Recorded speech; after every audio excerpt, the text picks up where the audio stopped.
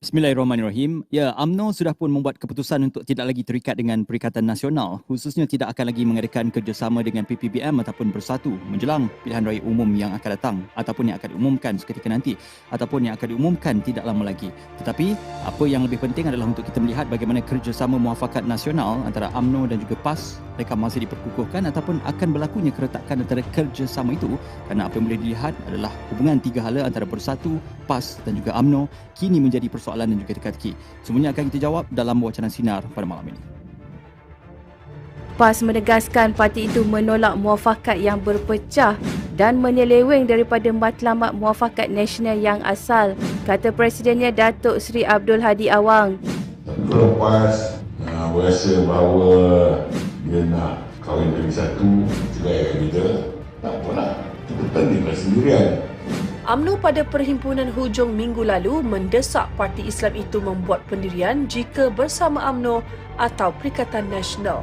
Kita nak PAS buat keputusan nak bersama dengan UMNO dalam MN ke tidak. Kalau seeloknya lebih kekal bersama PAS dengan UMNO lagi baik. Bekas buat keputusan sebab kita nak paling raya ni.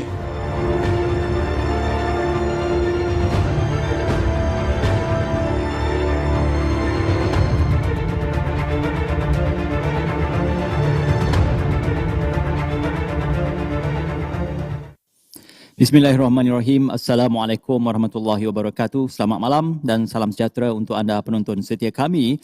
Wacana Sinar edisi ke-246 pada malam ini. Sudah pastinya anda sedang menontonkan di portal www.sinarharian.com.my, juga di Facebook Sinar Harian, YouTube Sinar Harian dan juga di Twitter @SinarOnline.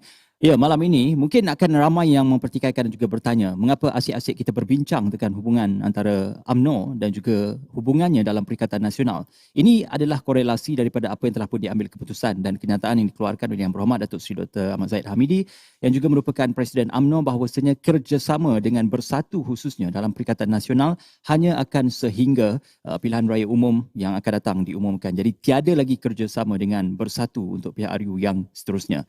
Namun begitu, apabila kita bercerita kerjasama antara UMNO dan juga PAS, muafakat nasional yang tidak didaftarkan atas masalah teknikal, masih lagi belum didaftarkan, ini menimbulkan persoalan dan juga tanda tanya kerana PAS masih lagi berada dan juga bernaung di bawah Perikatan Nasional. Namun bagaimanakah pendirian PAS dalam bekerjasama dengan UMNO? Malah ada juga suara-suara sumbang yang menyatakan UMNO akan bekerjasama dengan PKR dan juga DAP. Jadi bagaimana gabungan ini akan menghasilkan satu lagi landscape baru dan juga perubahan baru dalam politik tanah air. Untuk bercakap lebih lanjut tentang PN atau MN ataupun muafakat nasional, mana satu pendirian PAS? Ini persoalan yang hangat yang akan kita utarakan pada malam ini. Untuk itu saya nak memperkenalkan tetamu kita dalam wacana sinar iaitu Tuan Nazir Helmi, Ketua Penerangan Pemuda PAS. Assalamualaikum Tuan, apa khabar? Sihat alhamdulillah. Terima kasih bersama kami julung-julung kalinya dalam wacana sinar. Juga bersama dengan kita dari UMNO Datuk Muhammad Razlan Rafi, Ahli Majlis Tertinggi UMNO. Assalamualaikum Datuk. Waalaikumsalam warahmatullahi. Alhamdulillah, kita doakan yang terbaik untuk keluarga Datuk atas perkabaran yang diterima petang tadi. Dan juga di hujung sana ialah Dr. Nur Nirwandi Mat Nordin, penganalisis politik, untuk memberikan penjelasan yang lebih bersifat neutral dan juga pandangan yang berbeza dalam pendirian wacana sinar pada malam ini. Apa khabar Doktor? Baik, alhamdulillah. Baik, terima kasih. Alhamdulillah. Ini kita nak mulakan untuk kita menilai.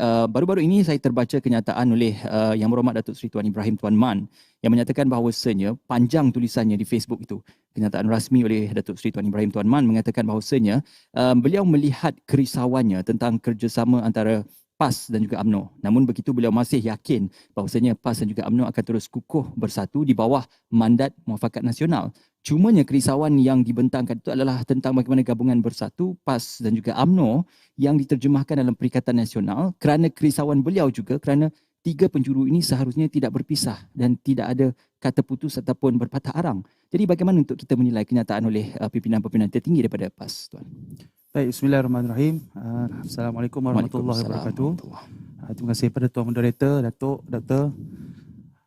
Kita jelas bila sebut tentang bagaimana kita nak menterjemahkan terutama sekali pemufakatan ni dalam bentuk pilihan raya. Ya. Kita letakkan asas bila sebut tentang muafakat ataupun penyatuan ummah. Sebab kita lihat sekarang ni seolah-olah ada satu naratif yang membawa kepada penyatuan ummah ni hanya tertumpu kepada satu bahagian ataupun tertumpu kepada sesuatu pihak sahaja. Okey. Sedangkan kita tahu penyatuan ummah ni agendan cukup besar. Okey. Agendan cukup besar dan Bila sebut tentang kita nak tengok bagaimana penyatuan ini boleh diterjemahkan bukan hanya setakat pada bentuk kerusi ataupun dalam bentuk pilihan raya semata-mata, maka seolah-olah kita akan menyempitkan maksud penyatuan itu sendiri. Betul, kerisauan tentang bagaimana akan berlaku waktu pilihan raya nanti itu muncul. Cuma bagi kami dalam kepimpinan, kita melihat ada tempoh masa yang boleh kita mungkin berunding. Ada tempoh masa yang boleh kita orang kata apa, memujuk. Sebab apa? Sebab agenda penyatuan ini cukup besar. Cuma kerisauan sekarang ini adalah pada bagaimana pembahagian kursi yang kita tahu masih ada lagi ruang masa itu lagi. So jadi dalam kepimpinan kita melihat penyatuan ini bukan milik sesiapa. Bukan milik orang-orang tertentu, individu tertentu, parti tertentu. Tapi ianya milik bersama. Dekat sinilah satu pertenjemahan penyatuan itu perlu dijelaskan kepada semua orang. Termasuklah rakyat. Apatah lagi melibatkan ahli-ahli PAS, UMNO dan juga Bersatu. Penyatuan itu memberi gambaran yang cukup besar dalam sebuah kalau boleh saya mudahkan, sebuah impian. Sebab ialah kita lihat bagaimana berpecahnya orang Melayu. Kalau dalam PAS kita mendefinisikan Melayu itu juga Islam, yang akhirnya akan memberi kemudaratan kepada Melayu dan juga Islam itu sendiri dalam negara kita. Dan memberi peluang kepada mereka-mereka yang tak senang melihat orang Melayu, orang Islam ini maju ke depan dalam tadbir negara. Akhirnya dilihat orang Melayu dengan orang Islam ini sentiasa berpecah dan tidak boleh pergi mana-mana. Jadi kerisauan itu betul di pihak kepimpinan, namun di semua peringkat, termasuklah UMNO, PAS Bersatu, perlu ada jiwa yang cukup besar menterjemahkan penyatuan ini. Dan jiwa inilah yang kita nak bawa sehingga sekecil-kecil perkara teknikal, termasuklah pembahagian kursi, termasuklah bagaimana kita nak berdepan dengan pilihan raya nanti. Dan yang pastinya, ultimatumnya, mesti memastikan straight fight. Satu lawan satu dalam pilihan raya dan pastinya akan memberi kelebihan. Kalau kita tengoklah kajian ulasan yang dibuat mana-mana pihak yang terlibat dalam perkajian dan sebagainya, gabungan Parti Melayu sama ada UMNO, PAS dan juga Bersatu akan memberi satu kuasa dan juga satu keputusan yang baik. Sehingga tak lebih kalau dikatakan kita boleh memiliki 2/3 majoriti.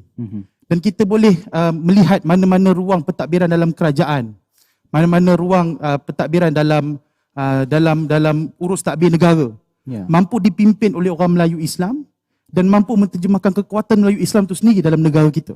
Dan bukan kita tak pernah ada sejarah pun dalam konsep penyatuan ini daripada zaman mereka. Kita kena akui, contohnya macam UMNO sendiri, kita kena akui kehebatan UMNO ni sendiri yang mampu mentadbir negara dengan baik. Cuma bila ada sentimen-sentimen yang dibawa dalam negara kita menyebabkan kita berpecah, akhirnya kita akan menjadi mangsa lah. Sebab tu dalam bagi PAS, ya betul kerisauan itu ada. Namun kerisauan itu tidak didiamkan. Sebab tu kita masih kekal lagi memastikan hubungan baik kita antara PAS dan UMNO. Bukan hanya setakat di kepimpinan atasan. Sehingga kecawangan, program-program bersama, nak pula Ramadan ni dan sebagainya, perlu diteruskan, perlu disegarkan. Dan kita masih lagi datang meeting. Meeting Muafakat Nation masih ada. Tak adalah kepimpinan PAS datang meeting semalam saya rasa. Semalam. Tiba-tiba ada line merah kuning kan. Orang PAS tak boleh masuk. Tak ada. Ia berjalan dengan baik. So itulah. Kita berazam untuk menterjemahkan penyatuan itu daripada jiwa yang besar, daripada hubungan dan juga gambaran yang lebih besar. Bukan hanya setakat kepada kepimpinan tapi ke seluruh rakyat secara umumnya. Mukadimah yang menarik untuk kita mulakan wacana sinar pada malam ini. Soalan kepada Datuk Razlan. Sudah pasti kita tahu UMNO akan terus dengan komitmen dan juga komited tegas dan juga memberikan pendiriannya untuk mendaftarkan dalam pilihan raya nanti di bawah kita kata logo BN ataupun Barisan Nasional. Dan ini akan menimbulkan persoalan sama ada apabila di sesuatu kawasan itu ataupun kerusi yang dipertandingkan itu, adakah akan berlakunya kita kata timbal balik dan juga akan berlakunya mesyuarat antara BN dan juga PAS ataupun UMNO dan juga PAS untuk membahagi-bahagikan kerusi yang dirasakan boleh dimenangi sama ada kedua-dua parti tersebut. Bismillahirrahmanirrahim. Assalamualaikum warahmatullahi wabarakatuh. Terima kasih saudara moderator, sahabat saya, saudara Nazir, Prof Wandi, penonton di luar sana. Alhamdulillah. Untuk menjawab berkenaan dengan perkataan logo yang mana nak pakai, itu pun kita sedang berbincang. UMNO sudah pastinya akan menggunakan logo Barisan Nasional insya-Allah. Tetapi PAS mungkin tengah berbincang lagi di manakah letaknya logo untuk kita mereka tandingi. Tapi cuma yang kita nak ulas sedikit berkenaan dengan bagaimana kita nak merealisasikan satu pemufakatan di mana PAS dan UMNO tidak bertanding di tempat yang sama. Okey. PAS dan Barisan Nasional tidak bertanding di peringkat yang sama. Sebab itu kita kena faham. Dan saya suka nak mengimbau kembali kenapa perkara ini perlu kita lihat dari sudut serius. Ya. Bagi pandangan saya, penyatuan ini bukan datang dari segi sudut perjanjian politik. Daripada asalnya kita bersatu ini bukannya datang daripada perjanjian politik. Okey. Kita kena tahu bahawasanya UMNO dan PAS ini, orang Melayu di bawah ini bangkit untuk melihat kita ni bersama dalam satu bumbung, dalam satu pentas adalah disebabkan kita dah kalah. Orang Melayu pada ketika itu dihina. Orang Melayu pada ketika itu dicerca. Kita punya raja diusik, perlembagaan kita diusik. Justru itu kita bangkit. ISET kita kumpul tanpa melihat siapa yang akan bercakap, siapa yang mendahului siapa di dalam pentas. Tidak, kita habiskan semua itu. Sebabnya pada ketika itu kita tahu bahawasanya kita tak nak lagi orang Melayu ni, orang Islam ini dipijak-pijak di bumi sendiri. Justru itu kebangkitan ummah itu dimulai dari segi sudut apa? Penyatuan daripada ummah di bawah. Orang-orang Melayu, NGO Melayu. Ini termasuk pada zaman kita nak melawan Millennium. Bukannya pasal perkuasaan politik. So maksud saya nak cakap hari ini, kena faham bahawasanya penyatuan ini digerakkan oleh orang-orang Melayu di bawah sana. Dan ini kita perlu hormatkan. Mesti kita letakkan satu titik penghormatan yang paling tinggi kepada orang Melayu di bawah. Maksudnya UMNO dan PAS, dari dulu kita cuba buat penyatuan. Dari dulu kita ada berbincang dari zaman Pak Lah lagi, jumpa dengan arwah Tuan Guru Nik Aziz, kita buat. Tetapi tidak berjaya. Tetapi yang berjayanya apa dia? Penyatuan ummah di ISET, Stated Room, medan kita berpentas bersama, berceramah di dalam ceramah-ceramah Muafakatan Nasional ataupun penyatuan ummah. So itulah sebabnya yang kita kena tahu. Bersatu ni datang kemudian. Dia datang dari segi sudut perjanjian politik. Saya ulang sekali lagi. Melayu ini tidak boleh bersatu satu bumbung sekiranya kita buat dari segi sudut perjanjian politik. Bila kita buat perjanjian politik, kita akan bergaduh sesama sendiri. Kita akan cakap itu, kita akan cakap ini, orang itu cakap hak dia, orang itu cakap hak dia. Tetapi kita kena nilai, kenapa PAS dengan UMNO 60 tahun, 47 tahun kita bergaduh, tetapi boleh disatukan dari segi satu sudut pentas. Sudah tentu ada rintitan sejarahnya. Apa rintitan sejarah dia? Kita duduk di satu pentas. Saya ingat lagi Tuan Ibrahim, Tuan Man bangun bercakap di dalam satu medan. Depan tu orang PAS, orang UMNO, orang Melayu. Minta maaf. Dengan linangan air mata itu, penyatuan itu diwujudkan. Tuan Mat Hassan, Datuk Seri Zaid Hamidi, Tuan Guru Haji Hadi Awang bercakap di pentas satu dan meminta maaf kepada semua orang Melayu di luar sana bahawasanya ada kesilapan pergaduhan di antara kita selama 60 tahun dulu. Jadi ini punca kita bersatu. Punca kita duduk di dalam satu ukhuwah. Kalau tidak ada peristiwa kita kalah 22 bulan tempoh hari, saya percaya sampai sekarang PAS dengan UMNO tidak bersama. Tetapi ini kena tahu. So inilah rintitan sejarah yang saya nak kongsi dengan audiens di luar sana. Bahawasanya kita tak boleh mensia-siakan linangan air mata orang yang bangkit untuk melihat PAS dan UMNO. PAS ada lebih kurang 1.5 juta, 2 juta ahli. UMNO ada 3 juta ahli. Orang di bawah ini mahukan ianya kekal duduk di dalam satu gabungan untuk kita mentadbir negara ini dengan acuan kita. Itu yang penting. Jadi maksudnya untuk pilihan raya nanti, kita pun dah bincang dengan Muafakat Nasional, semalam pun dah bincangkan berkenaan dengan kursi, bagaimana kita nak merencanakan kita punya move forward untuk bertanding di mana-mana kursi. So ini yang kita bincangkan. So saya percaya pujukan rayuan untuk kita tetap di dalam satu gabungan Muafakat Nasional itu masih diteruskan. Baik daripada PAS, UMNO dan juga orang-orang Melayu NGO semua. Okey. Baik, saya juga nak membawa perbualan dan juga perbincangan kita kepada aspek teknikal dari segi gabungan-gabungan parti politik yang akan membentuk kerajaan khususnya.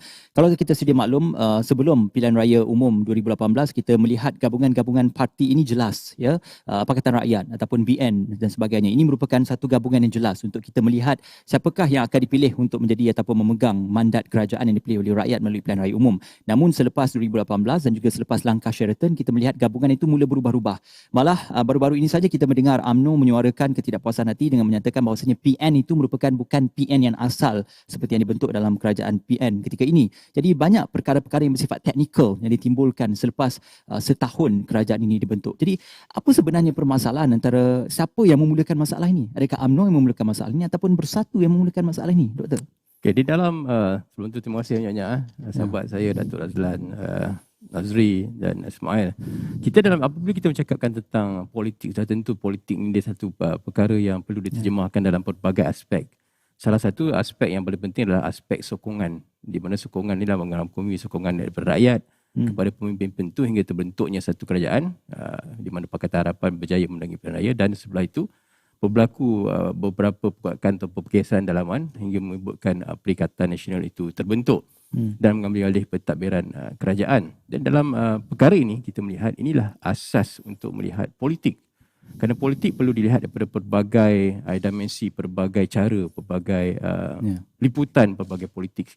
Dalam konteks permasalahan yang berlaku hari ini adalah apabila berlakunya pergeseran politik setelah Perikatan Nasional itu dibentuk dengan asas untuk mengambil alih dan membentuk pentadbiran kerajaan baru setelah berlaku kekalutan ataupun pergeseran taman dalam kerajaan Pakatan Harapan itu sendiri.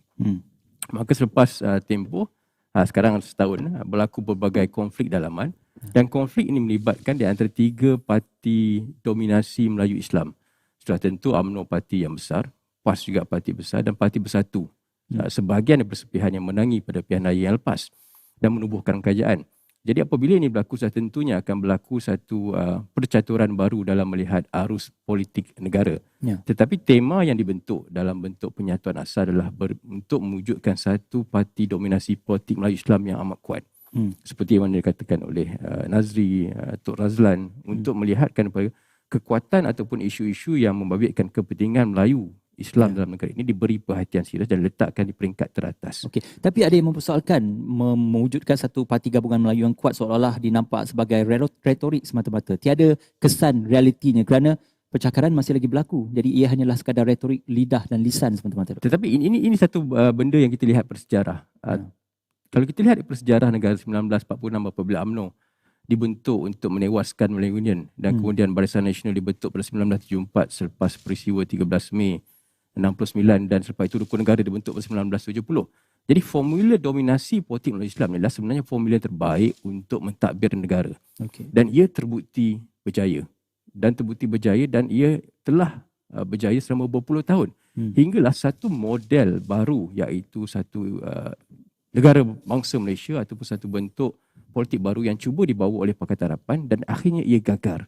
Dan ia membuktikan bahawa sebenarnya walaupun ia dikatakan ia bersifat retorik, bersifat satu perkara yang digembar-geburkan dan lihat apa yang terjadi pada parti politik Melayu Islam pada hari ini dengan bergeseran sesama, tetapi realiti itulah sebenarnya formula terbaik yang telah terbukti telah berjaya membangunkan negara dan membentuk satu elemen perpaduan dan menaikkan negara pada satu tahap yang optimum ataupun yang stabil pada satu masa yang ketika. Dan inilah perkara yang perlu diberi perhatian serius. Dan pergeseran yang berlaku pada hari ini, pada masa saya ada satu pergeseran yang mempunyai satu ruang masa yang masih boleh diselesaikan sekiranya parti-parti ini faham bahawa pada hari ini dalam membentuk formula sama, formula dominasi politik Melayu Islam, tetapi ia harus melalui faktor yang berbeza.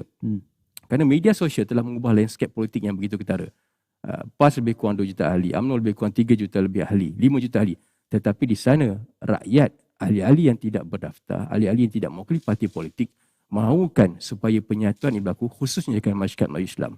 Maka di sinilah berlakunya satu timbal balik, satu proses untuk melihat adakah formula perpaduan politik Melayu Islam itu hanya berkisar kepada peristiwa-peristiwa, rentetan-rentetan sejarah ataupun diskusi-diskusi di peringkat atasan di antara parti-parti terbabit ataupun sebenarnya membawa suara rakyat yang sebenarnya. Inilah saya rasa konteks yang perlu dinilai dan dipahami. Kerana isu parti bersifat hierarkikal ini memang jadi budaya Malaysia. Melihat pada hierarkikal pada tahap-tahap tertentu, presiden, majlis tertinggi dan pihak-pihak tertentu. Dan ini bukan satu budaya politik yang telah berjalan selama dan telah menyusun politik negara. Dan parti yang terkuat adalah parti yang mempunyai jumlah ahli yang banyak. Tetapi dalam konteks media sosial, dalam konteks kebanyakan masyarakat di luar sana, di mana-mana negara, khususnya dalam Malaysia, yang tidak minat untuk menyertai parti politik, parti terkuat, parti yang punya ahli yang banyak, bukan lagi satu faktor utama untuk menentukan sokongan dalam pilihan raya. Ini dari segi asas pengundian dalam era baru, tetapi formula politik Melayu Islam itu masih relevan ia perlu kekal dominan dan ia perlu diteruskan. Ya, masih lagi sentimen Melayu dan juga Islam itu dimainkan untuk memenangi dan juga untuk sebagai digambarkan sebagai kempen pilihan raya yang berkesan khususnya kepada masyarakat majoriti dalam negara kita. Ini persoalan kepada pimpinan PAS juga. Ada sahabat-sahabat kita menghantarkan komen. Kali ini PAS mengambil pendirian untuk tidak berpendirian. Maknanya, apakah pendirian PAS sebenarnya? Adakah untuk bersama dengan Bersatu dalam Perikatan Nasional ataupun untuk bersama dengan UMNO dalam Muafakat Nasional? Ataupun PAS ini dilihat sebagai melihat wait and see dahulu untuk kita lihat siapakah antara UMNO dan Bersatu yang akan boleh mengangkat PAS untuk membentuk kerajaan selepas PRU nanti? Apa yang boleh digagaskan daripada jawapan? Oh, saya memang menjangkakan respon ini. Begini Tuan Moderator, sahabat-sahabat panel sekalian, dan juga penonton di luar studio. Kita kena faham seolah-olah ada satu agenda nak membawa PAS ini supaya memilih. Dan perkara tersebut saya telah tegaskan pada round pertama tadi tentang konsep dan juga kita menterjemahkan maksud penyatuan. Beginilah Tuan, kalau saya nak minta respon kawan-kawan dekat dalam media sosial, jom kita main aktiviti sikit. Tuan ada 2 orang anak. Anak pertama dengan anak kedua, berapa peratus kasih sayang akan diberikan? Kalau tuan ada 2 anak, anak pertama berapa peratus, anak kedua berapa peratus? Okey. Apa relevannya dalam persoalan kita malam ni? Maka itulah penyatuan yang kita maksudkan. Tak ada mak ayah yang nak meletakkan peratus kasih sayang terhadap anaknya. Okey. Tapi dalam hal ini siapa mak ayah dalam gabungan tersebut? Okey, baik. Tentang mak ayah dan sebagainya itu adalah perkara yang saya cuba analogikan. Okey. Maka dalam konsep penyatuan, melihat kepada Bersatu dan juga UMNO ataupun mana-mana persatuan lain, NGO, NGI yang nak membawa syiar agama, yang nak membawa mengembalikan kegemilangan orang Melayu yang tidak ekstrim terhadap perkara radikal dan juga tidak liberal. Ini mesti disatukan. Tanpa meletakkan, okey, yang ni kita bagi 10% je bahagian dalam penyatuan. Yang ni 20% dalam penyatuan. Tidak. Maka itulah azam kita. Dan itu pendirian kita. Pendirian kita adalah menyatukan ummah. Menyatukan ummah ni ada jurnal cukup besar. Ada orang kata, PAS play safe. Lagi dahsyat. Kalaulah dikatakan PAS bersama dengan Bersatu ataupun UMNO ini dilihat sebagai play safe ataupun 2 kolam lah, apa juga perkataan. Nak menggambarkan PAS tak ada pendirian. Kalaulah dikatakan PAS begitu, sepatutnya PAS sudah tidak ada dalam arena politik negara. Okey. Tapi ini satu lagi persoalan. Tadi dikatakan PAS tidak akan berkompromi dengan amalan liberal. Tapi adakah PAS akan berkompromi dengan amalan yang korup? Sudah semestinya tidak. Okey. Dan itu adalah fitrah seorang manusia untuk tidak menerima kejahatan. Itu biasa. Itu adalah satu fitrah bagi seorang manusia yang beriman, yang nak jadi baik, yang nak menunjukkan akhlak yang baik. Semestinya bukan PAS saja tidak mahukan bersama dengan mereka yang rasuah dan sebagainya. Saya yakin UMNO pun sama. Bersatu pun sama. Hatta kalau kita tengok kawan-kawan kita dalam DAP ke PKR pun, ini semua tidak akan diterima tentang korup, memilih pemimpin yang korup. Tapi agenda yang cukup besar yang kita kena tahu adalah memastikan kuasa Melayu, orang Islam mesti dikembalikan.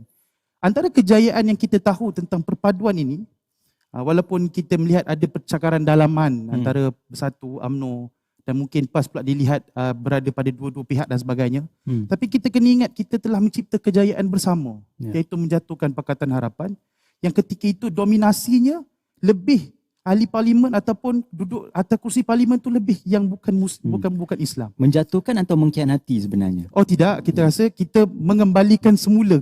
Kita mengembalikan semula kerajaan yang cukup memberi honor kepada negara 22 bulan. Bukan kita tak tahu, Datuk pun dah sebut tadi tentang bagaimana apa yang telah dibuat oleh Pakatan Harapan selama 22 bulan.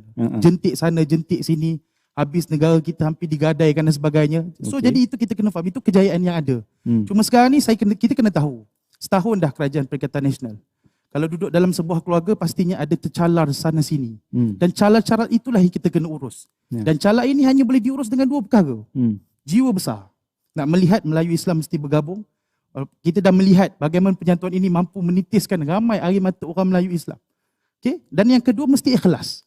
Ikhlas nak membawa pada penyatuan ini tanpa melibatkan urusan-urusan kepentingan peribadi dan urusan-urusan yang nak melihat hanya pada survival yang jangka masa pendeknya hanya akan berlaku, bukan jangka masa panjang. Itu Okey. jawapan pertama. Korelasi daripada Tuan Nazir tadi, saya nak tanya pada Datuk Razlan, realistik ke nak membersihkan noda-noda hitam yang dikatakan oleh Tuan Nazir tadi, kerana kalau kita lihat punca kejatuhan BN sendiri pada PRU 2018 itu adalah disebabkan sentimen orang untuk menolak BN dan juga UMNO. Jadi adakah UMNO sendiri yang nak membersihkan noda-noda hitam yang terpalit pada UMNO sendiri, Datuk Razlan?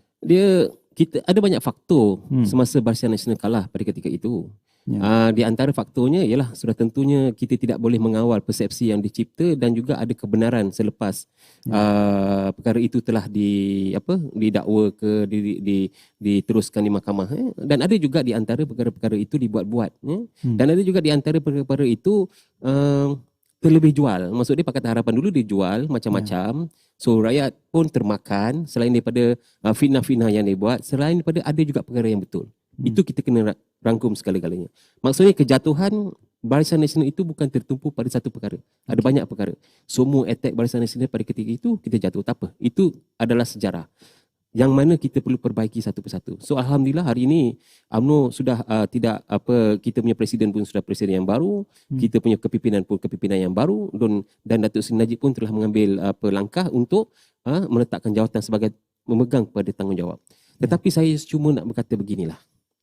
Kena faham bahawasanya bila orang cakap politik ke reset semua ini, saya tak tahu bila masa yang kita nak reset. Ada perkara-perkara yang benda itu berlaku. Yang bagi pandangan saya, political reset itu semasa kejadian kita membentuk kesepakatan kita berkumpul semasa ISET. Itulah political reset yang diberikan mandat kepada orang Melayu. Saya tak cakap siapa yang boleh menjuarai perkara itu. PAS tak boleh cakap dia menjuarai perkara itu. UMNO tak boleh cakap dia menjuarai perkara itu. Ini adalah kebangkitan orang Melayu. Dan perlu tahu, kita membina kerajaan ini, bukannya PAS dan UMNO nak bina kerajaan ini. PAS dan UMNO naik bas pergi ke parlimen memohon pembubaran. Kerana PAS dan UMNO tidak sanggup untuk membina satu kerajaan yang di mana kerajaan ini adalah kerajaan yang diangkat daripada rakyat. PAS dan UMNO setuju. 9 kita punya ahli-ahli parlimen setuju menandatangani di depan Duli Yang Maha Mulia untuk pembubaran parlimen. Tetapi PAS dan UMNO pada ketika itu apabila dinasihatkan oleh Duli Yang Maha Mulia untuk mencipta satu kerajaan yang dinamakan kerajaan Tan Sri Muhyiddin lah. Dan kita menyokong, tak apa, alhamdulillah kita sokong untuk membina satu kerajaan ini. Dan kerajaan ini kena bertahu, kerajaan Perikatan Nasional yang dinamakan hari ini bukannya kerajaan yang diberi mandat. Dia tidak ada dari sisi sudut keabsahan. Sesuatu negara yang dicipta kerajaan ini untuk yang diambil daripada ataupun bukan daripada mandat rakyat, ianya perlu diselesaikan dalam satu tempoh masa 1 tahun dan pulangkan semula kepada rakyat. Itu sebab apabila UMNO melihat kepada perkara ini, kita pegang. Kita pegang dengan PAS naik sama-sama. PBBM tak naik sama-sama bas masa tu dengan kita. PBBM ada percaturan lain. Tapi persetujuan itu bukan disebabkan pimpinan UMNO inginkan jawatan dalam kabinet? Tidak. Dia macam ni. Datuk Seri Zahid menyerahkan sebulat-bulatnya kepada Tan Sri Muhyiddin untuk melantik kabinet. Sebab apa? Kita fikirkan ianya adalah satu perkara yang sementara. Untuk kita mengawal kerajaan negara ini, amankan negara ini dan kita pulangkan kembali kepada rakyat. Tetapi adalah di antara mereka-mereka yang mempunyai grand design. Doktor, grand design. Kita pun tak tahu apa maksud dia grand design. Grand design Perikatan Nasional, dinamakan Perikatan Nasional. Walhal perkara itu tak dibincangkan langsung di dalam kepimpinan PAS dan juga UMNO. PAS dan UMNO hanya tahu perkara ini, jatuhnya kerajaan ini, kerajaan itu ditarik undi daripada PBBM sendiri yang menjatuhkan kerajaan dan kita minta untuk dibubarkan. Saya rasa semua orang tahu perkara ini. Dan sejarah itulah apabila terjadinya satu Perikatan Nasional yang ditubuhkan sebagai satu parti, di mana ketika itu kita tak tahu. Jadi inilah sebenarnya yang kita kena faham bahawasanya saya nak membalikkan semula. Sekiranya ada percaturan politik yang nak melihat orang Melayu itu bersatu, tidak akan jadi. Kita kena kekal kepada semangat kita pada awalnya, kenapa kita bersatu. Okey, kita buat macam inilah. Saya ulang tadi, pentas maaf memaafkan. 60 tahun. Moderator. Ada di antara satu sejarah. Kawan saya, saudara Amir, cerita dengan saya. Pakcik dia, makcik dia, keluarga dia. Gaduh PAS UMNO ni, angkat rumah. 2 biji rumah diangkat di Lenggong itu, dia dipindahkan ke Ulu Kampung. Ini sejarah UMNO dan PAS bergaduh. Selama kita bergaduh ni, kita tak pernah pun ada satu titik pertemuan untuk kita bersama. Okey. Tapi kalau UMNO dan juga PAS boleh bersatu, kenapa tidak UMNO dan bersatu untuk kelangsungan itu? Saya akan datang ke situ. Kenapa UMNO dan bersatu tidak boleh? Tidak boleh duduk. Okey? Dia macam inilah. Dalam sejarah, minority cannot lead majority. Okey. Itu kena tahu. Kejatuhan Pakatan Harapan sebab minority lead majority. Serupa dengan ini. Dia bukan pasal jiwa besar. Isunya akhirnya adalah apa? Akhirnya bagaimana kita nak merencanakan seat-seat itu. Di akar umbi, saya dan PAS, orang PAS maafkan saya dan maafkan PAS. Saya nak tanya Tuan Moderator, pernah ke Tan Sri Muhyiddin, Hamzah Zainuddin, ataupun siapa saja pemimpin-pemimpin bersatu mempunyai medan yang sama seperti mana kita buat penyatuan ummah dulu? Okey. Untuk memohon maaf kepada orang, untuk sebab apa? Yang kena tahu, yang tercedera ini di antara kita ni bukan pemimpin. Pemimpin dia boleh borak dekat parlimen. Dia boleh bercampur aduk, dia boleh makan sama. Yang tercedera ini adalah akar umbi. Orang Melayu kat bawah. Satu masjid. Bila kita ada satu-satu perkara yang kita nak share di dalam WhatsApp group, rasa terkesan sebab ada PAS, ada UMNO masa tu tak bersama. Tetapi apabila kita ruang itu kita dah pecahkan, UMNO dan PAS tak kira ada siapa janji Islam, kita boleh share apa saja perencanaan tentang Islam dan Melayu. Okey, Datuk Razlan, kalau kita tidak inginkan ataupun UMNO tidak menginginkan Yang Amat Berhormat Tan Sri Muhyiddin sebagai Perdana Menteri, siapa calon sesuai daripada UMNO yang dirasakan boleh memegang mandat tersebut? Hari ini orang ramai bertanyakan begitu. Dan ini kita perlu kembalikan kepada kita punya siapa yang akan menang pada ketika itu. Ketika itu katakanlah PAS menang banyak kursi, PAS boleh jadi Perdana Menteri. Okey. Kalau kita bersama di dalam gabungan kita, PAS pun boleh jadi Perdana Menteri. Kalau dia menang banyak, kita pun boleh menanya. Kalau kita menang banyak, kita boleh jadi Perdana Menteri. Dan kita boleh offer PAS sebagai timbalan Perdana Menteri. Maknanya UMNO akan berkompromi untuk memberikan PAS. Kalau dia menang banyak, apa masalah, kita orang Melayu. Tetapi janganlah pula pada ketika itu, saya ingatkan sekali lagi, perpecahan Melayu ini adalah disebabkan perebutan kuasa politik. Kena faham ni. Kalau kita masih lagi berdebut, kita tak tahu apa asas kita bergaduh, mesti kita akan bergaduh lagi. So maksud saya nak cakap, ahli kita ni mengharapkan satu penyatuan yang dulu original.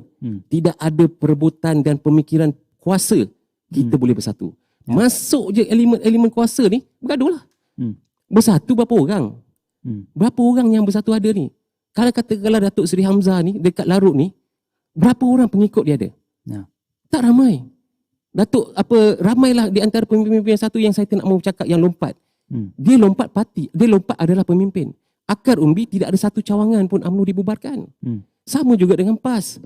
PAS akarnya di akar umbi, kuatnya di akar umbi. Jadi itu sebab kita kena dengar suara orang Melayu di bawah. Takkanlah esok nanti kan katalah kita kata retorik sangat. Ini saya cakap retorik. Orang kata retorik perlu kita bersama dengan PBBM semua. Ini retorik. Sebab apa? Bila sampai di bawah, orang akan cakap, takkan aku nak mengundi kau dulu, kau ni. Saya dah bagi you jawatan, ahli parlimen. You lompat. Yang kerja bukannya dia kerja bercamah aja. Yang pasang bendera ni ahli. So kita kena faham kita kena faham keresahan mereka ini. Kita kena tahu. Sama jugalah dengan apa yang terjadi dengan PAS, di mana ada ketika-ketika orang PBBM dia nak tubuh kecawang, dia pergi angkat ahli-ahli kita. Okey, baik. Itu saya boleh rangkumkan apa yang dikatakan oleh Datuk Razlan tadi, bercerita tentang puncanya segala-galanya adalah disebabkan pergaduhan juga perebutan kuasa politik, dan yang keduanya adalah disebabkan kepada trust deficit issue kepada Yang Amat Berhormat Tan Sri Muhyiddin Yassin. Dua persoalan mungkin saya boleh ajukan kepada Dr. Nirwandi. Kalau benar disebabkan pergaduhan dan juga perebutan kuasa politik, mengapa pada awalnya pertemuan di Sheraton tempoh hari juga melibatkan pimpinan tertinggi daripada UMNO dan juga Bersatu serta daripada PAS? Yang kedua, sehingga hari ini UMNO masih lagi tidak boleh memberikan siapakah antara calon yang paling sesuai untuk Yang Amat Berhormat Perdana Menteri, termasuklah tidak mencalonkan Yang Berhormat Presidennya Datuk Seri Dr. Zahid Hamidi kerana kerisauan tentang kes-kes mahkamah yang terpalit kepada Yang Berhormat Presiden. Jadi bagaimana UMNO ingin merencana strategi ni untuk PRU yang akan datang, Dr. Saya rasa kalau kita membincangkan konteks ni, satu persoalan yang baik dilontarkan oleh moderator kan. Kalau kita melihat dalam konteks politik negara, kita lihat negara kita ni ada sebuah negara yang agak istimewa. Istimewa dalam konteks di mana negara kita selalunya apabila kita menyebut permasalahan, kita akan mencipta formulasi ataupun cara-cara, inovasi-inovasi untuk menyelesaikan permasalahan itu. Dan apabila berlakunya satu kemurumitan dalam Pakatan Harapan, maka satu bentuk percaturan politik telah dibentuk untuk membentuk kerajaan Perikatan Nasional. Dan ini juga berlaku kalau kita boleh lompat sedikit sebelum kita patah balik persoalan kedua tadi. apabila COVID-19 berlaku, kita lihat bagaimana negara membentuk formulasi-formulasi yang dibangunkan melalui sidang Majlis Kehormatan Negara untuk membentuk tindakan undang-undang menggunakan Akta 342 Akta Kawalan Penyakit untuk bentuk PKP dan seterusnya berlaku pengisytiharan darurat. Dan ramai yang juga yang tidak menyukai atau mengatakan darurat ini digunakan untuk tujuan politik semata-mata. Tetapi dari segi pemerhatian sebagai pakar atau penganalisis keselamatan dan politik, sebenarnya darurat ini mempunyai interpretasi yang berbeza. Satu, untuk memastikan bahaya COVID-19 itu tidak ada. Dan kedua, inilah darurat satu pengistilahan yang perlu dipahami oleh masyarakat melalui Islam. Kenapa? Darurat ini menunjukkan bahawa kita mempunyai satu punca kuasa, iaitu yang di-Pertuan Agong di bawah perkara 150. Sekiranya berlaku apa-apa keadaan yang boleh mengganggu ketenteraman negara, kedudukan ekonomi dan keselamatan negara, maka kita boleh mempunyai yang di-Pertuan Agong untuk menjaga keselamatan rakyat. Menunjukkan kasih baginda tuanku. Jadi inovasi-inovasi ini juga perlu dipahami dalam perebutan yang berlaku di antara politik antara tiga parti utama Melayu pada hari ini. Walaupun ada yang mengatakan Bersatu bukan parti Melayu utama yang baru keluar, tetapi seperti yang saya rasakan dalam kompleksnya politik pada hari ini, istilah-istilah parti kuat, parti-parti baru dan parti-parti lama itu sebenarnya irrelevant, tetapi bukan satu asas utama untuk membentuk kemenangan. Kerana kemenangan itu berasaskan satu konsep terkini parti, persepsi, seperti mana dikatakan Datuk Azlan, tumbangnya kata Barisan Nasional, salah satunya sebab persepsi pada pilihan raya lepas. Ini benar. Dan persepsi inilah yang perlu dibentuk untuk menunjukkan bahawa Parti Melayu Islam, tidak kira parti lama, parti baru ataupun parti yang telah berakar umbi, mampu untuk mencapai persamaan untuk menunjukkan apa? Bahawa pemimpin Melayu Islam boleh bersatu. Bahawa rakyat boleh duduk bawah pemimpin Melayu Islam tanpa mengira setahu kuat mana ataupun sejauh mana parti itu bertapak. Dan kita faham politik ni bukanlah isu rakyat biasa yang boleh dibincang di kedai kopi. Perlawanan politik ini pada hari ini adalah di tangan pemimpin-pemimpin politik. Mereka yang telah memenangi pilihan hari lepas dilantik untuk membentuk kerajaan, sama ada lompat ataupun tidak lompat, maka rakyat hanya memerhati. Tetapi harapan rakyat adalah meningkat imej. Inilah saya rasa perkara yang perlu dipahami sebagai asas percaturan. Dan kita faham bahawa berlakunya satu desakan daripada akar umbi dan juga berlaku daripada desakan daripada rakyat yang mahukan supaya bentuk penyatuan ini dicapai. Kerana apa, Ismail? Kerana benda ini tidak dapat dijalankan pada ini. Jadi sekiranya ada parti baru yang wujud pada masa hadapan, parti-parti yang telah didaftarkan, yang akan didaftarkan, yang berupaya untuk membentuk satu cabaran baru pada parti-parti yang berakar umbi, khususnya pada UMNO dan PAS, adakah cara yang sama akan digunakan? Adakah dengan menggunakan sentimen sejarah, sentimen penyatuan politik Melayu yang terdahulu? Saya nampak sekarang ini banyak menggunakan sentimen usia muda yang di bawah 21 tahun. Ini belum kita masuk lagi Undi 18 yang ditangguhkan pada September 2022. Yang saya setuju. Kenapa kita tidak mahu pengundi 18 masuk tengok ini sebenarnya politik. Propaganda sempit, character assassination yang melampau. Jadi apa yang dicuba disampaikan dalam isu perbahasan yang membuat persoalan kedua, sebenarnya ini masanya kita melihat satu formula supaya sekiranya berlaku satu gangguan dalam bentuk formulasi dominasi Parti Melayu Islam, kita ada formula untuk menyelesaikannya. Dan tunjang tertentu adalah UMNO dan PAS. Tetapi bersatu juga harus duduk dan memainkan peranan dan bersama. Kerana kita tidak mahu selepas ini, sekiranya berlaku lagi perubahan parti-parti baru, parti-parti yang boleh dibangunkan secara bersama, maka cara paling mudah adalah untuk menyingkirkan parti itu. Dan ini adalah satu permasalahan politik yang berbahaya dan tumbangnya gergasi-gergasi politik seperti mana berlaku di India dan berlaku di negara-negara lain termasuk di Jepun apabila mereka bertindak mengusir parti-parti yang dilihat boleh menjadi sehaluan seperti mereka tetapi tidak dibenarkan atau tidak diberikan ruang atas dasar bahawa parti mereka berakar umbi. Kerana inilah suasana politik Melayu atau suasana politik moden. Tapi dalam konteks ini, kita hendak parti politik Melayu itu, dominasi Parti Melayu Islam itu menguasai arus kepimpinan politik negara. Bagaimana? Technicality, dia orang kena susun kursi sama dia orang lah kan. Sebab itu bukan kerja rakyat. Tetapi inilah satu saya rasa isu asas pembahagian kursi. 18 daripada PAS, daripada UMNO, pemegang terbesar lebih kurang 47. Termasuk lompat tak termasuk lompat tu 55. Jadi ini adalah segi aspek teknikal. Tapi saya rasa peranan untuk penyatuan ini supaya bersatu UMNO dan PAS ini boleh mencipta satu formulasi yang boleh dipakai sekiranya akan berlaku gangguan di masa hadapan dan sebenarnya mereka boleh menterjemahkan imej mereka masing-masing. Saya melihat peluang untuk bersatu menjadi seperti blok pembangkang seperti PKR.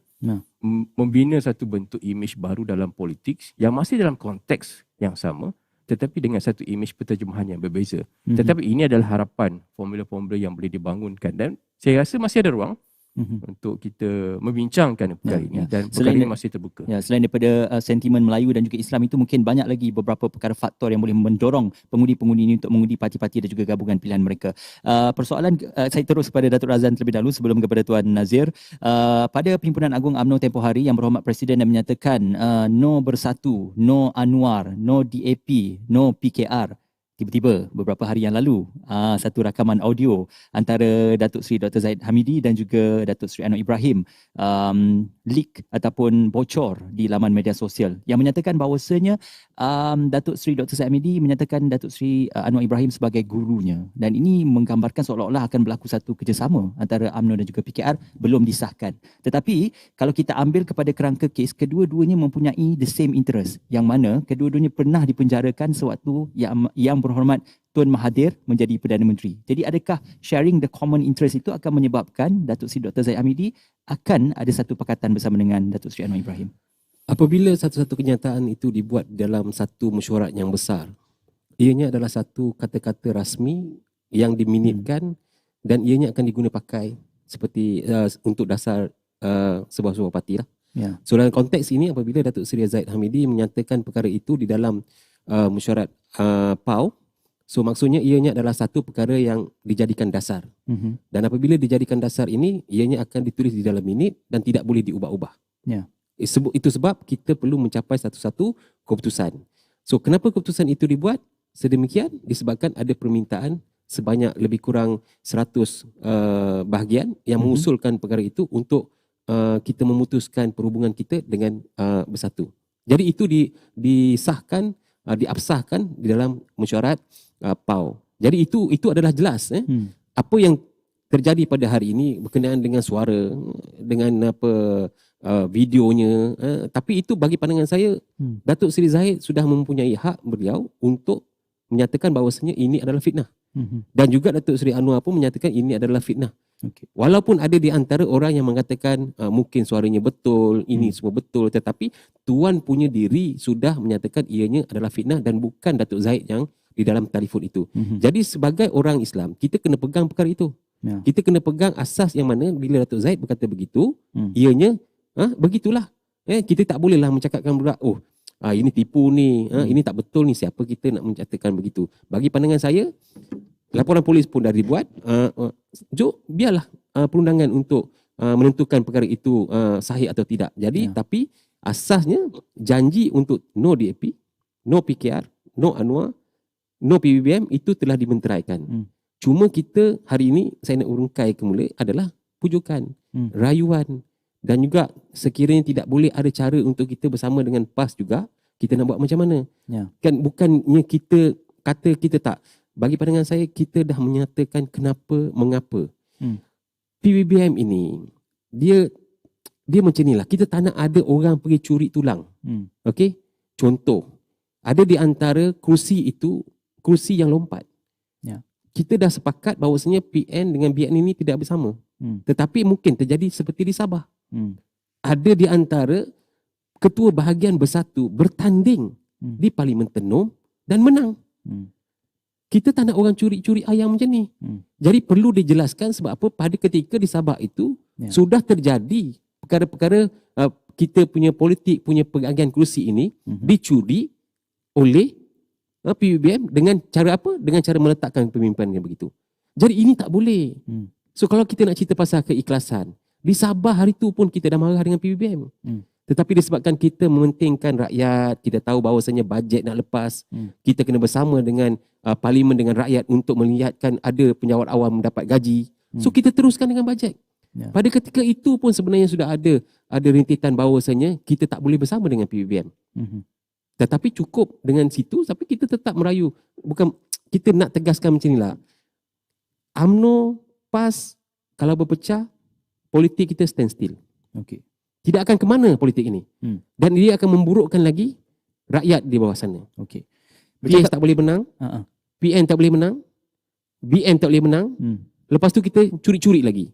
Curi ni tak baik ni, Tuan Moderator. Curi-curi ni tak baik, lompat-lompat ni tak baik.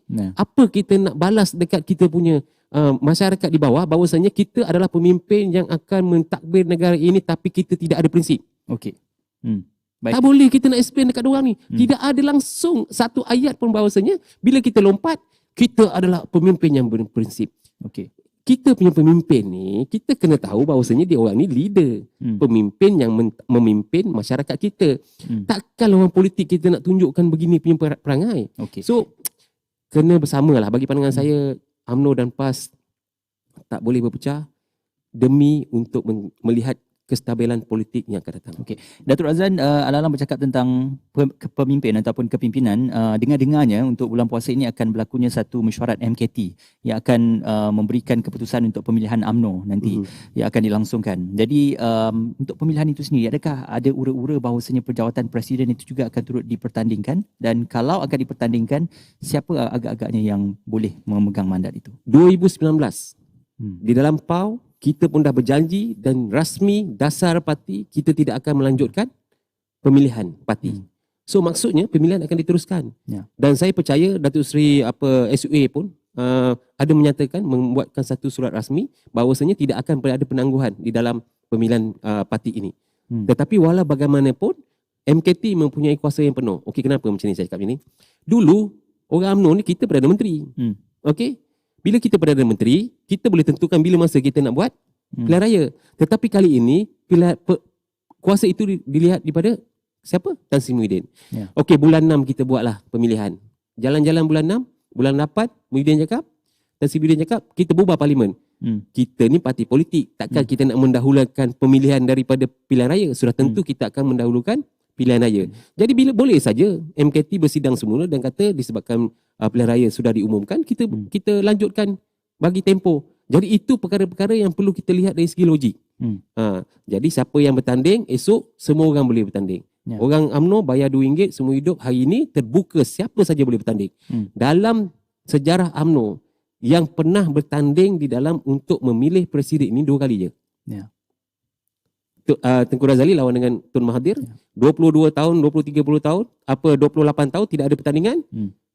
Pertandingan di antara Datuk Seri Zahid Hamidi, Tengku Razali dan juga KJ. So saya percaya Presiden pun berjiwa besar. Sekiranya beliau mungkin mempertahankan jawatan, beliau akan mempertahankan jawatan. Sekiranya tidak, boleh je siapa nak bertanding. Siapa pun kita akan nantikan nanti keputusan dan juga pemilihannya. Ini terus saja kepada persoalan berbalik kepada persoalan penting. PN atau MN, Perikatan Nasional ataupun Muafakat Nasional, mana satu pendirian PAS. Penonton-penonton kita di laman sosial pun katanya nak membuatkan undian. Katanya sama ada PN ataupun MN yang perlu disokong oleh PAS ini. Kalau anda rasakan Perikatan Nasional, letakkan nombor 1. Kalau anda rasakan Muafakat Nasional, letakkan nombor 2. Mungkin kita nak tengok surveynya, pandangan penonton-penonton kita sejauh mana pendirian PAS ini perlu diterjemahkan kepada undian ini. Jadi ini satu persoalan penting kerana kalau kita lihat ini kali pertama pimpinan PAS memegang perjawatan dalam Kerajaan Persekutuan, diberikan jawatan menteri, malah timbalan menteri juga turut diberikan. Jadi adakah dalam hal ini PAS juga berkira-kira untuk memilih yang mana boleh memberi manfaat kepada PAS sendiri, bukan saja dari segi perjawatan tetapi juga dari segi kelangsungan parti? Adakah ini akan termasuk dalam rasional untuk sama ada kepada UMNO, BN ataupun kepada Bersatu? Baik. Soalan tentang jawatan ni, kalau saya boleh share, dan saya yakin dipersetujui oleh semua ahli dan juga kepimpinan parti. Dan ini jiwa PAS. Kami dalam PAS ni lama je pembangkang. Tak ada masalah. Dia gitulah. Lama jadi pembangkang. So apabila terkejut ke jadi kerajaan? Bila jadi kerajaan, so kalau kita masuk sebagai seorang, tak ada masalah.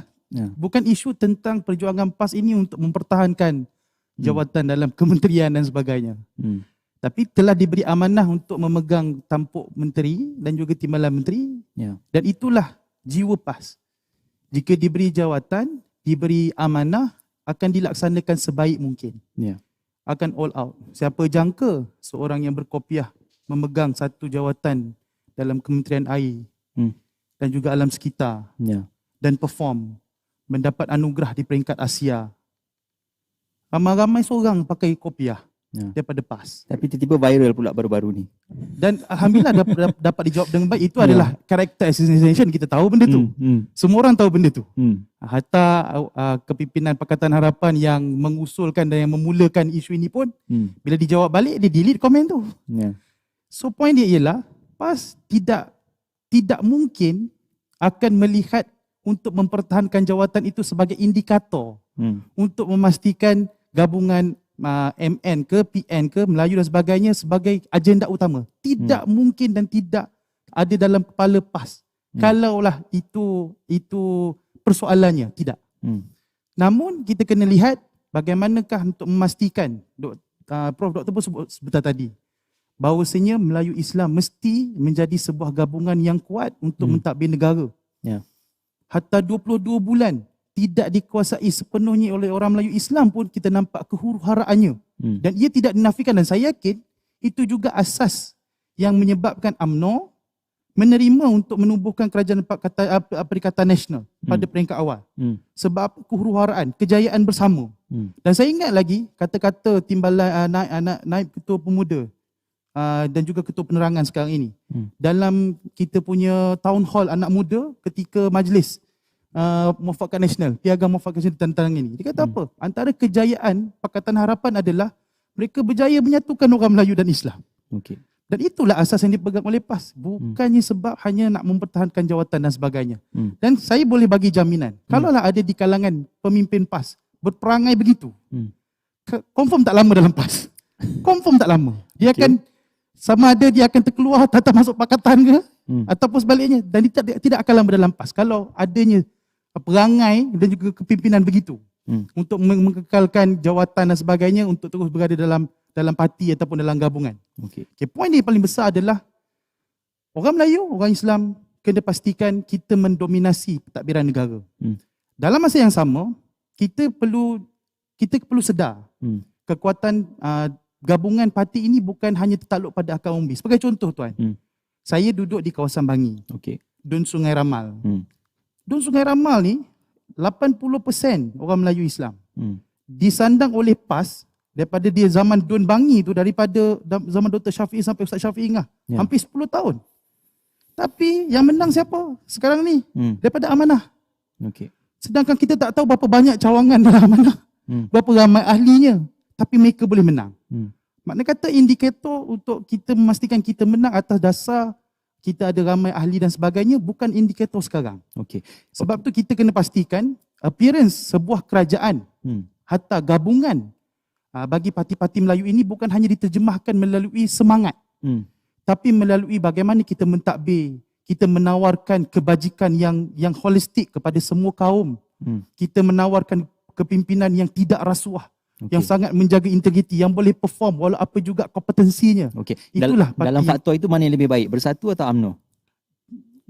Saya cakap terang. Kita kena tahu UMNO banyak memberi pengajaran dan juga kekuatan dalam urusan kerajaan sekarang ini. Maknanya Muafakat Nasional. Sebentar. Nampaknya moderator pun sedang mendrag satu picture yang tidak... Saya nak jawapan ni. Jawapan kami masih solid. Inilah penyatuan ummah. Penyatuan ummah bukan milik Muafakat Nasional semata-mata. Penyatuan ummah bukan milik Perikatan Nasional semata-mata. Penyatuan ummah mesti membawa mesej yang jelas kepada rakyat. Kita boleh mentadbir, kita boleh membangunkan negara, dan inilah yang kita mahukan dalam pentadbiran kerajaan kita. Kalau tuan tak menjawab sama ada PN ataupun MN, sebenarnya penonton kita pun ada membuatkan undian, ramai yang meletakkan nombor 2 ataupun Muafakat Nasional, yang mana PAS harus berpendirian untuk bersama dengan UMNO dalam Muafakat Nasional. Mungkin penonton-penonton kita ada rasional sendiri melihat kepada situasi yang berlaku ketika ini yang menyebabkan PAS harus mengambil keputusan untuk bersama dengan UMNO dan juga mungkin meninggalkan Bersatu dalam Perikatan Nasional.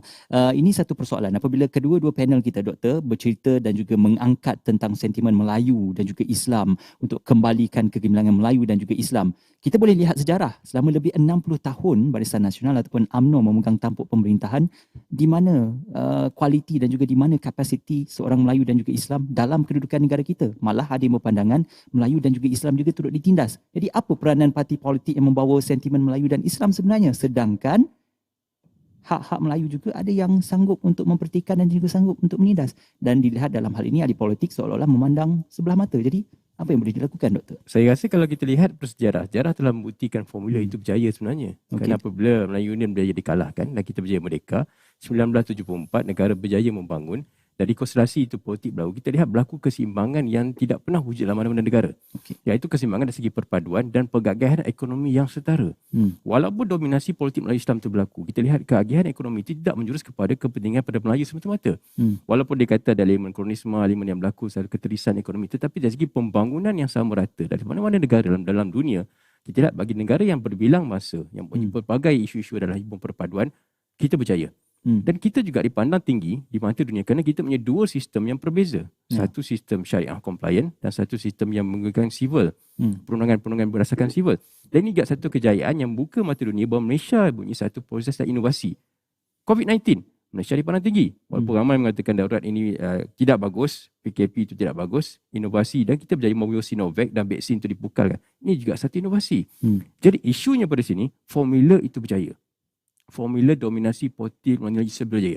Dan perspektif sosial media juga mengubah. Dan mungkin pada hari ini juga persepsi itu dimainkan oleh golongan cyber tertipu atau golongan yang benar kita tidak tahu. Tetapi asasnya, sekiranya formula ini tidak berjaya dibangunkan dan dikekalkan dalam Perikatan Nasional, sama ada melalui Perangkat Nasional ataupun Perikatan Nasional, dia dibangunkan sebenarnya dan tidak berlaku penyatuan politik Melayu Islam, maka akan cuba diwujudkan satu bentuk konsep baru politik negara. Mungkin kerajaan perpaduan. Mungkin kerajaan yang berasaskan perkara lain. Dan kita rasa sekiranya ia berjaya, berkemungkinan akhirnya perpaduan dan seimbangan yang telah wujud sekian lama akan terjejas. Hanya kerana kegagalan tiga parti ini untuk membentuk persefahaman. Jadi fungsi PAS penting. PAS adalah ejen penyatuan. UMNO juga perlu membentuk satu jajaran untuk melihat sebagaimana PAS boleh digunakan untuk bersama dengan Bersatu. Dan Bersatu juga perlu mengiktiraf kekuatan UMNO dan menggunakan PAS untuk membentuk satu jajaran politik secara bersama. Ini asas. Sekiranya ia tidak berjaya, maka akan wujud satu konsep politik Melayu baru, konsep politik dalam negara yang baru, dan ia bukan satu proses ataupun konsep yang telah berlaku selama ini. Perkataan Harapan gagal 22 bulan. Dan mungkin ada formulasi baru, kita tidak tahu. Dan inilah masanya untuk membentuk satu kerajaan yang kuat menggunakan formula asas dominasi politik Melayu Islam, dan selepas itu baru kita bina landscape politik yang betul. Membina merit. Merit hanya boleh dilakukan apabila semua ahli politik faham apa itu pelanggan sultan, apa itu rukun negara. Dan rakyat faham tentang perkara itu. Baru kita boleh cakap tentang merit dan sebagainya. Jadi inilah sebenarnya, ramai yang tidak faham, walaupun kita bercakap tentang UMNO, Bersatu, PAS, bergaduh dan sebagainya, tapi ramai tidak nampak perkara ini. Kerana ini adalah petunjuk sama ada formula ini boleh dikekalkan ataupun kita akan memerlukan formula baru dalam politik negara Malaysia. Kita berbalik pada prinsip asas demografi dan juga kependudukan dalam negara kita sendiri. Untuk kesimpulannya, ini peluang kepada kedua-duanya saya berikan kepada Datuk sendiri. Kita ketepikan dahulu Bersatu, DAP ataupun PKR. Tetapi ruang khas untuk UMNO, kalaulah sekiranya ini adalah kempen pilihan raya, ruang waktunya ini, apa yang boleh dikatakan mengapa pengundi-pengundi ataupun pengundi yang dalam kalangan rakyat Malaysia perlu memilih UMNO ataupun PN untuk menerajui semula tampuk pimpinan? Datuk. Saya minta kita punya pendengar dan juga penonton untuk kembali kepada kejayaan yang kita telah bina selama ini 60 tahun. Tidak siapa boleh menafikan kejayaan ini adalah terbina dari sisi sudut Barisan Nasional punya keterampilan dan juga kepimpinan. Itu yang pertama. Yang keduanya, dari dulu sampai sekarang orang duk bercakap apa masalah Melayu ni tak boleh bersatu. Apa masalah Melayu ni tidak boleh duduk satu meja. Bukan hanya orang Melayu cakap dengan orang Melayu. Orang Cina pun cakap dengan orang Melayu. Orang India pun cakap dengan orang Melayu. Semua tengok kita ni tak pandai nak bersatu. Cuma saya nak minta satu je, tolong faham. Kalau PAS boleh terasa kenapa amanah curi seat di Bangi.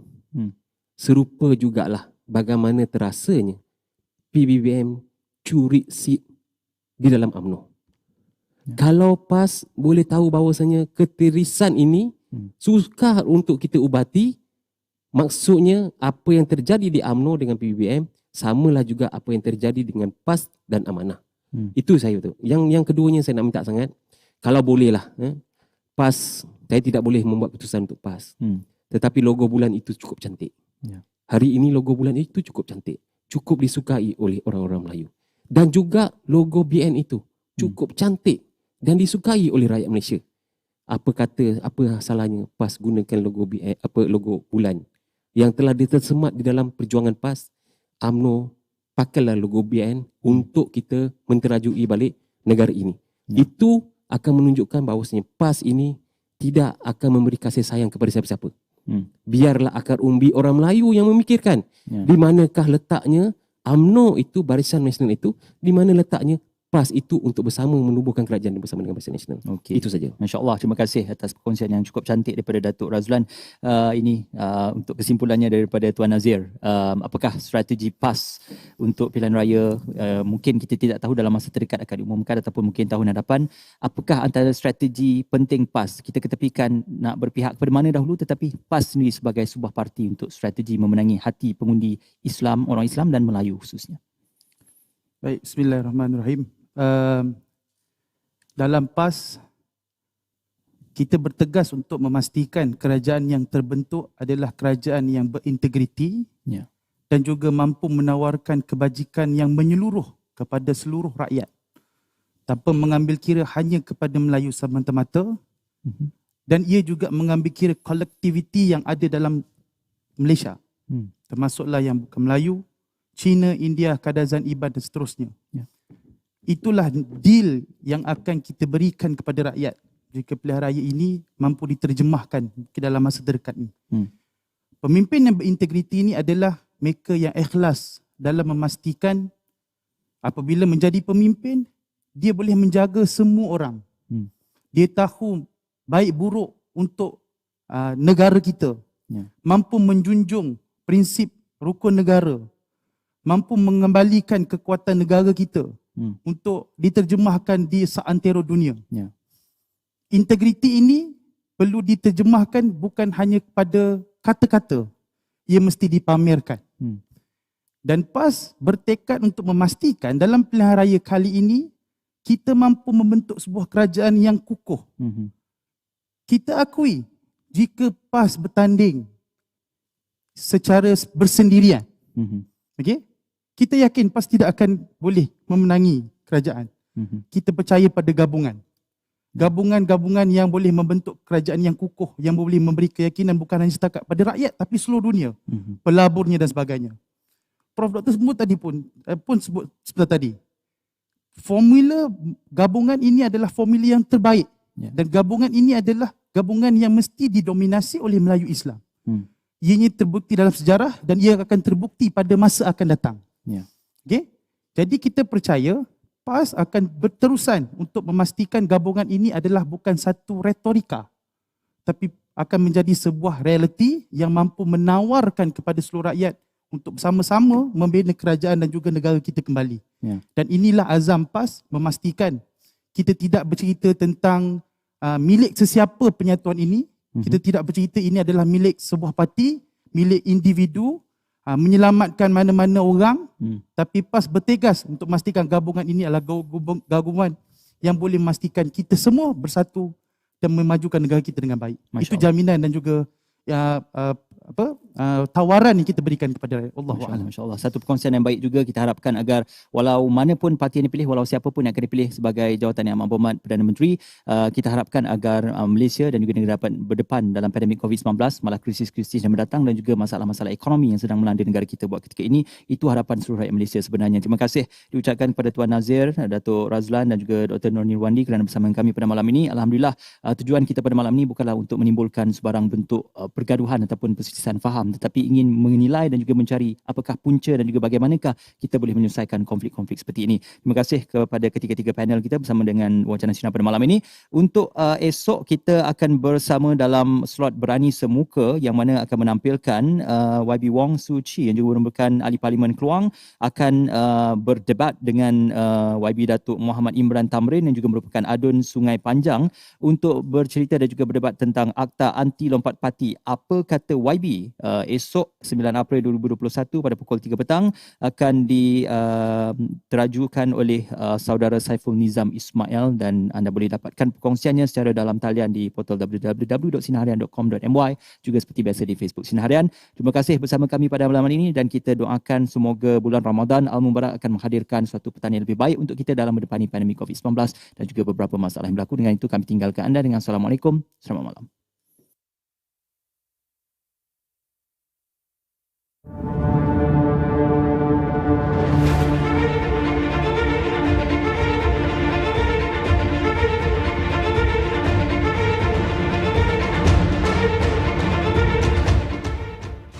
Pembuka Jendela Maklumat.